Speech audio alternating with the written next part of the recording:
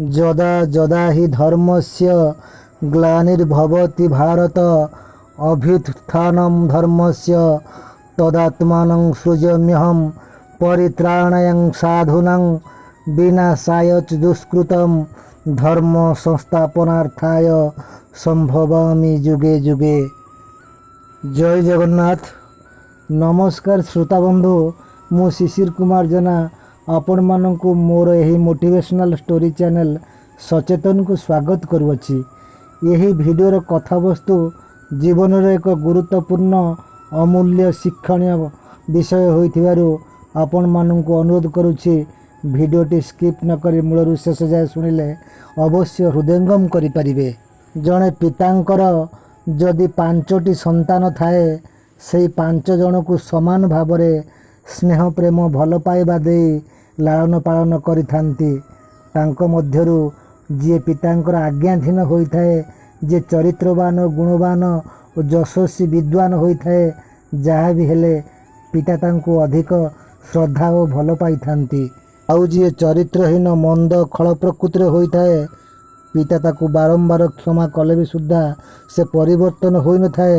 ପିତା ତା ଉପରେ ଅଶାନ୍ତି ହୋଇଥାନ୍ତି, ଅସନ୍ତୁଷ୍ଟ ହୋଇଥାନ୍ତି। ଠିକ୍ ସେହିପରି ଏହି ଜଗତର ନାଥ, ଏହି ବିଶ୍ୱ ବ୍ରହ୍ମାଣ୍ଡର ପିତା ପରମେଶ୍ୱର ଭଗବାନ ପ୍ରାଣୀମାନଙ୍କୁ ଭଲ ପାଇଥାନ୍ତି। ସେଥିପାଇଁ କୁହାଯାଇଛି, ଈଶ୍ୱର ଯାହା ଚିନ୍ତା କରନ୍ତି ପ୍ରାଣୀମାନଙ୍କର ମଙ୍ଗଳ ପାଇଁ। ଆଉ ଯିଏ ମନ୍ଦ ଓ ଖଳ କାର୍ଯ୍ୟ କରନ୍ତି, ଅନ୍ୟାୟ ଅତ୍ୟାଚାର କରନ୍ତି, ସେହି ଅଧର୍ମୀମାନଙ୍କୁ ଯେତେ କ୍ଷମା ଦେଲେ ବି ସେ ପରିବର୍ତ୍ତନ ହୁଅନ୍ତି ନାହିଁ। ସେହିମାନଙ୍କୁ ପରମେଶ୍ୱର ଭଗବାନ ଦଣ୍ଡ ହିଁ ଦେଇଥାନ୍ତି। ଯେତେବେଳେ ଏହି ପାପୀମାନଙ୍କର ଅନ୍ୟାୟ ଅତ୍ୟାଚାର ବଢ଼ିଯାଏ, ସେତେବେଳେ ସ୍ୱୟଂ ଭଗବାନ ଧରାପୃଷ୍ଠରେ ଅବତାର ନେଇ ଏହି ପାପୀମାନଙ୍କୁ ବିନାଶ କରିଥାନ୍ତି, ସାଧୁମାନଙ୍କୁ ସୁରକ୍ଷା ଦେଇଥାନ୍ତି, ଧର୍ମକୁ ପୁନଃସଂସ୍ଥାପନା କରିଥାନ୍ତି। ଯେପରି ସତ୍ୟ ଯୁଗରେ ଶ୍ରୀହରି ବିଷ୍ଣୁ ବରାହ ଓ ନରସିଂହ ଅବତାରରେ ହିରଣ୍ୟକ୍ଷ ଓ ହିରଣ୍ୟକଶ୍ୟପକୁ ବଦ୍ଧ କରି ଭକ୍ତ ପ୍ରହ୍ଲାଦକୁ ସୁରକ୍ଷା ଦେଇଥିଲେ ଓ ପୃଥିବୀ ମାତାକୁ ଉଦ୍ଧାର କରିଥିଲେ, ସେହିପରି ତ୍ରେତୟା ଯୁଗରେ ଶ୍ରୀରାମ ଅବତାରରେ ରାକ୍ଷସମାନଙ୍କୁ ବଦ୍ଧ କରି ରାବଣ ଓ କୁମ୍ଭକର୍ଣ୍ଣକୁ ବିନାଶ କରିଥିଲେ। ପରଶୁରାମ ଅବତାରରେ 21 ଥର କ୍ଷତ୍ରିୟମାନଙ୍କୁ ବିନାଶ କରିଥିଲେ। ଦ୍ୱାପର ଯୁଗରେ ଶ୍ରୀକୃଷ୍ଣ ଅବତାରରେ ବକାସୁର, ଷଣ୍ଢାସୁର, ପୂତନା ଆଦି ରାକ୍ଷସମାନଙ୍କୁ ମାରିଥିଲେ ଏବଂ ଶିଶୁପାଳ ଓ କଂସ ଭଳି ଅତ୍ୟାଚାରୀ ରାଜାମାନଙ୍କୁ ବିନାଶ କରି ଧର୍ମ ସଂସ୍ଥାପନା କରିଥିଲେ। ଶେଷରେ ଅଧର୍ମର ବିନାଶ ପାଇଁ, ଧର୍ମର ବିଜୟ ପାଇଁ, ଧର୍ମର ସଂସ୍ଥାପନା ନିମନ୍ତେ ମହାଭାରତ ଯୁଦ୍ଧରେ ସମସ୍ତ ଅଧର୍ମୀ ଅତ୍ୟାଚାରୀ ରାଜାମାନଙ୍କୁ ସଂହାର କରିଥିଲେ। ତେଣୁ ଭଗବାନ ସେହିମାନଙ୍କୁ ଭଲ ପାଆନ୍ତି ଯେଉଁମାନେ ସତ୍ୟ, ଧର୍ମ, ନ୍ୟାୟ, ଦୟା, କ୍ଷମାରେ ଭଗବାନଙ୍କ ସୃଷ୍ଟିର ସମସ୍ତ ଜୀବମାନଙ୍କୁ ବ୍ରହ୍ମ ରୂପେ ନିଜ ହୃଦୟରେ ପ୍ରେମ କରିଥାନ୍ତି। ତେଣୁ ଭଗବାନ ଜୀବର ଅନ୍ତଃକରଣ ଦେଖିଥାନ୍ତି, ଜୀବର ସକଳ କାର୍ଯ୍ୟର ସାକ୍ଷୀ ରହିଥାନ୍ତି। ଜୀବଟିଏ ଜନ୍ମରୁ ମୃତ୍ୟୁ ପର୍ଯ୍ୟନ୍ତ କି କାର୍ଯ୍ୟ କରିଥାଏ, କେତେ ଥର ନିଶ୍ୱାସ ନେଇଥାଏ, ତାହା ବି ଭଗବାନଙ୍କ ପାଖରେ ହିସାବ ରହିଥାଏ। ଶ୍ରୋତାବନ୍ଧୁ, ଅତିଥିଙ୍କୁ ନିମନ୍ତ୍ରଣ କରି ଘରକୁ ଡକାଇ ଯଦି ଅପରିଷ୍କାର ଜାଗାରେ ଆମେ ଅତିଥିମାନଙ୍କୁ ବସାଇ ଚର୍ଚ୍ଚା କରିବା, ଅତିଥିମାନେ ସନ୍ତୁଷ୍ଟ ହେବେ କି ହେବେ ନାହିଁ? ସେହିପରି ମନରେ ଗର୍ବ, ଅହଙ୍କାର, ଈର୍ଷା, ପରଶ୍ରୀ କାତରତା, କଳଙ୍କ ରଖି ଯଦି ଭଗବାନଙ୍କୁ ପ୍ରାର୍ଥନା କରିବା, ଭଗବାନ କ'ଣ ଆମ ପ୍ରାର୍ଥନା ସ୍ୱୀକାର କରିବେ କି? ତେଣୁ ଅନ୍ତଃକରଣ ମନ ନିର୍ମଳ ହେବା ଜରୁରୀ ଅଟେ। ଯେତେବେଳେ ଏ ମଣିଷ ଅନ୍ୟର ସୁଖ, ଶାନ୍ତି, ମଙ୍ଗଳ କଥା ଚିନ୍ତା କରିଥାଏ, ସେତେବେଳେ ତାହାର ମଙ୍ଗଳ କଥା ଭଗବାନ ଚିନ୍ତା କରିଥାନ୍ତି।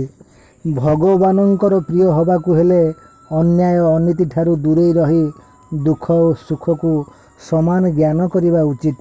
ମିଥ୍ୟାକୁ ପ୍ରଶ୍ରୟ ନ ଦେଇ ଗର୍ବ ଓ ଅହଙ୍କାରକୁ ମନରୁ ଦୂରେଇ ଦେବା ଉଚିତ।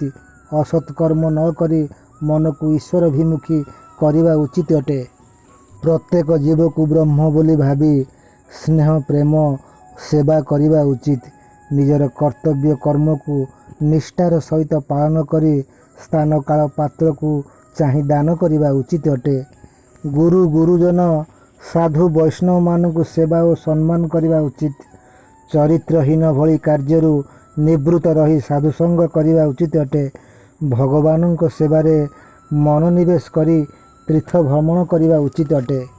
ଶ୍ରୋତାବନ୍ଧୁ, ଆଜି ଯେଉଁ ଆତ୍ମା ଏ ମଣିଷ ଦେହରେ ବିଦ୍ୟମାନ, ସେହି ଆତ୍ମା ଦିନେ ପଶୁ ପକ୍ଷୀ କୀଟପତଙ୍ଗ ମାନଙ୍କ ଦେହରେ ଥିଲା। ସେହି ଆତ୍ମାର ଉନ୍ନତି ଘଟି ପରିବର୍ତ୍ତନ ହୋଇ ମନୁଷ୍ୟ ଦେହରେ ପ୍ରବେଶ କରିଥିବାରୁ ମନୁଷ୍ୟ ଜନ୍ମକୁ ଦୁର୍ଲଭ ଜନ୍ମ ବୋଲି କୁହାଯାଉଅଛି।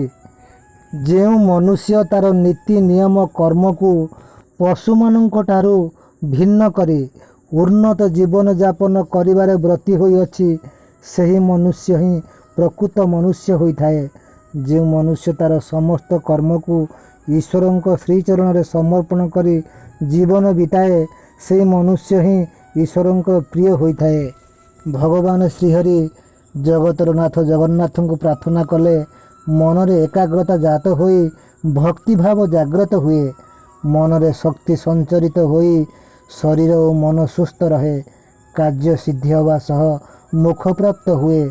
ଚରିତ୍ର ଶୁଦ୍ଧ ହେବା ସହ ଜନ୍ମ ସାର୍ଥକ ହୁଏ। ଅନ୍ତର ଆତ୍ମା ପବିତ୍ର ହେବା ସହ ମନକୁ ଶାନ୍ତି ମିଳିଥାଏ। ମନର ଏକାଗ୍ରତା ବୃଦ୍ଧି ପାଇଥାଏ। ଶ୍ରୋତାବନ୍ଧୁ, ଆଜି ପାଇଁ ଏତିକି। ପୁନଶ୍ଚ ସାକ୍ଷାତ ହେବ ନେକ୍ସଟ ଭିଡ଼ିଓରେ। ରହିଲି, ନମସ୍କାର, ଧନ୍ୟବାଦ।